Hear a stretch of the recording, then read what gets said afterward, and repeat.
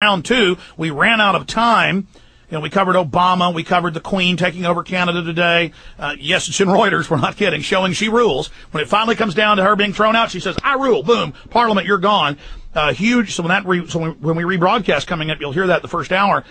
We got into Mumbai. You've got the floor, break down why this is a clear intelligence operation. Well, it's the Obama policy of bashing Pakistan, dividing it into 5 or 6 parts. Remember, Waziristan, Sindh, Punjab, Baluchistan, Pashtunistan, and more and more. The immediate framework, the U.S.-Indian nuclear deal, so the U.S. has a nuclear alliance with India.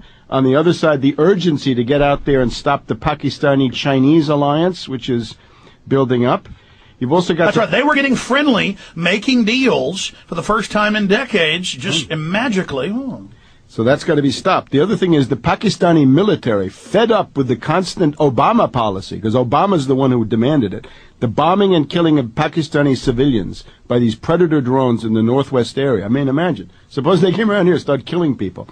You'd get your back up pretty soon. So the Pakistani military had cut the supply line at least once, saying, look, you want to get your truck convoy up into Afghanistan? We're stopping it. No trucks for the next 2 or 3 days. So this was a big shock for the Anglo-Americans and for NATO. And finally, Gates. Gates in position at the Pentagon. Now, I described... Founder of Al-Qaeda. Founder of Al-Qaeda, part of the conspiracy to take the hostages in Iran, and part of the October surprise. So as dirty as can be. And this guy's now confirmed, right? This is the new face of hope and change is Robert Gates. Now, I would say it's 5 or 6 components in the Patsy operation, because this is obviously false flag. The British, colonial power with British presence reported, people from Brixton Mosque, Finsbury Mosque, British prisons, Leeds, Yorkshire, whatever it is. The U.S., the CIA outposts in the federally administered tribal areas, recruiting patsies, recruiting terrorists there. The Israelis, big Israeli-India special relation, General Mizrahi's visit to the Jammu and Kashmir, very, very... That's a little bit like Sharon going on the Temple Mount, something like this, right? Big provocation, get them all riled up. There's also the fact that the Israelis are apparently training Indian special forces, which may be why they did such a poor job. Then you get into the RAW, right? The RAW story, the Research and Analysis Wing, the Indian Intelligence Organization. Everybody knows the ISI. They've been demonized. U.S. media have never talked about the RAW, R-A-W. Raw deal is what you're going to get from them. And they're into going into Afghanistan, picking up crazies there, Mujahideen, whether they are Taliban fighters, and getting them into Pakistan so that they can essentially wage armed civil war against the Pakistani government. So those guys are terrorists, but not the way you'd normally think. Now, the RAW leads us then to this world of Hindu terrorism, and this is very, very big. U.S. media never interested in this stuff. Happens every week, but you...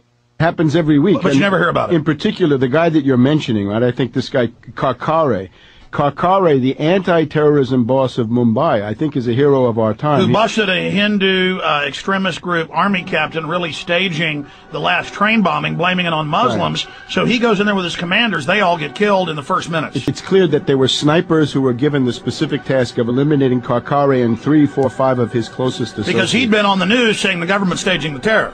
Saying in particular that this was being done through Hindu patsies, not Islamic, but Hindu patsies. This is a big thing. There's a whole world of Hindu terrorism that they want to deny. And he's killed during the melee. Hold on, let's continue. I'm going to skip this one. Free yourself. I'm skipping this one, too, again, just for internet audience, and we'll come back and finish up. You've got 3 minutes to flesh out the head of anti-terrorism saying it was a government op in the days before, and then they kill him. And then we go back to broadcast. Yeah. Okay, so this is Karkare. Now, he had been investigating the Malegaon massacre. The Malegaon massacre, 2006, 37 dead. And he had been saying, look, it's not clear that these were Muslims. It's not clear that these were Pakistanis at all. It looks to me more like it's this world of Hindu, and he bossed the army captain. Terrorism. He bossed the army captain. And the BJP candidate, basically the shadow prime minister of the BJP, the Hindu nationalists, I guess, had come out saying this guy should be fired. There were calls to fire him, and he was getting before death he was killed. Right. So now, in the middle of this event, It looks like there's a special team that has only one task, which is to kill him, because they knew that he would be in the front rank of the people doing something about it, whereas the other Indian forces, I mean, I want to warn good 65 cops. I want to hours. warn good cops and good FBI, like John O'Neill, who they killed in 9/11 and threw in the building. Every time we see an op, even Waco, some cops exposing Clinton that had been state police exposing him, who'd gotten a BATF job. You see the BATF go in the window and they climb in and they shoot their own men. So they love to use operations to kill their own people. Inside the operation to tie up loose ends. Go ahead. And this brings us to the world of where do you get Hindu terrorists? Again, this BJP is the governing party. They'll probably be back in power soon. But then there's this other thing called the RSS, Hindu extreme nationalists, racists, Hindu superiority The ones types. that killed Gandhi because he wouldn't go to war with Muslims. And I guess the shorthand for this would be Hindu fascism. And what we're getting, you see, Obama is attracting a kind of a fascist international made up of the lunatic Saakashvili, Polish and Ukrainian extremists, and now we're getting Hindu fascists becoming the great friends of the United States. And your future is going to be hostage to a bunch of Hindu fascists under the Indian-U.S. nuclear deal. And that's what this guy Karkare was a threat to that, because he And they didn't just kill him, they killed 4 other chiefs. His whole staff. They wiped his whole team out in separate groups. They're all picked out and triple tapped in the chest. Right. So, therefore, the notion the Indian government says, we know who did it, it was Lashkar-e-Taiba. Well, that's a Muslim group, basically a patsy group operating in Pakistan. And that's trying to kill the Pakistani government. They've been bombing them. And they get tremendous support from the U.S. and the British, and that's also well known, because that's part of. So why would Pakistan control a group that's trying to kill them? And why would they do this at all? What does Pakistan? Right when they're have to doing gain? peace overtures and have every reason to be friends with India. And what they're trying to do is to say, look, let's build the oil pipeline from Iran to Pakistan to India. All right, let's finish up. And then we get a common interest. We're coming back with where you see all this going. Here we go. Final segment. I'll be live this Sunday from 4 to 6 p.m. Central Standard Time. Back, of course, live next week. Rebroadcast starts in T-minus 5 minutes, 43 seconds.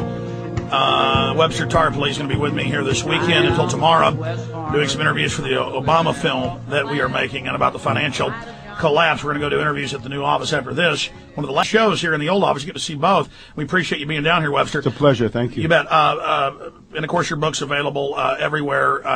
In fact, before we end with where you see all this going, why they want to get the two countries fighting with each other to destabilize the whole region, your new book is available. We've already shown it in the earlier hour. We've had a 3-hour, 40-minute PrisonPlanet.tv show today. That'll be, if you missed any of it, it'll be posted for PrisonPlanet.tv members. By the way, get 5+ months free right now. Okay. That said, Webster, you got about 3.5 minutes. Go ahead and finish up with where this is going. Well, it's going to be a new phase of world confrontation. See, the Anglo-American empire is collapsing financially. Everybody can see this, right? What's going on in London and above all New York is a total financial collapse. We seem to be in a phase of deflation and strength of the dollar. But I think this is an illusion, and it's only a passing phase. It's because a lot of people are trying to deleverage. They're trying to pay down debt, which is largely dollar-denominated debt. Everybody's dumping their assets right now. Right. So there's a glut of all commodities. The hedge funds are in liquidation mode. Everybody's selling to try to get dollars to pay off debt so you don't go bankrupt. But with this $7 trillion and some odd injected, we can, I think, look forward to a phase of hyperinflation in 2009. In other words, we're going through a valley of deflation. We had hyperinflation already clearly beginning in July, August with the oil price, up to 100. We're now seeing the depression of Main Street in the real economy that will now soon be an overlay of hyperinflation. Right. So phase of deflation. Hyper-stagflation. Actually, yes, exactly. The worst of both. Hyperinflationary depression, hyperstagflation. We're going to need a new term. You're exactly right. And that's what we should do. So the point is now, when the Anglo-American banking system and currency collapses, the entire Anglo-American ruling elite goes nuts. And that's what we saw with the Queen. The Queen is expressing that her oligarchy over there are not happy campers. They're going nuts because they've got Northern Rock, they've got Gordon Brown, Alistair Darling at the Exchequer and Mervyn King at the Bank of England. They're trying to keep this thing together. They can't do it. So they say, we've got to have outside events. And that's what Rand said, as you know, a month ago, and this was all over foreign press. Rand Corporation said we need a war bigger than Iraq, bigger than Iran. We need something of world war proportions. Right. And Obama says it's going to be Pakistan. And remember that Brzezinski is the big power at Rand. In other words, if there's a leading ideologue of the Rand Corporation, it's big new My Brzezinski. God, so they're going to, who knows what they're going to do. So now look at what we've got. U.S., British, and Israel against the world was bad enough. But now it's U.S., Britain, Israel, plus India, most likely, plus Georgia. That's not much. But that's showing India never really got away from England. The crown is showing its power again. Yeah, it's oligarchy. The oligarchy, unfortunately, is based in the religion. That's an unfortunate fact. And then the British occupation. But now, in addition to Georgia, Ukraine split, but Yushchenko wants to go with the U.S. and the British and the IMF and NATO. Poland, reliable NATO puppet. Latvia, Lithuania, Estonia. And we're headed into a Polish missile crisis, and there will be an attempt to cut the Russian gas deliveries from Russia into Western Europe. They got to get an anti-Russian hysteria in Europe. And that'll be blamed on Russia, even though the West is talking about cutting it off. Even though it'll be Ukraine and Poland cutting it off and stealing the gas for their own purposes and probably selling it.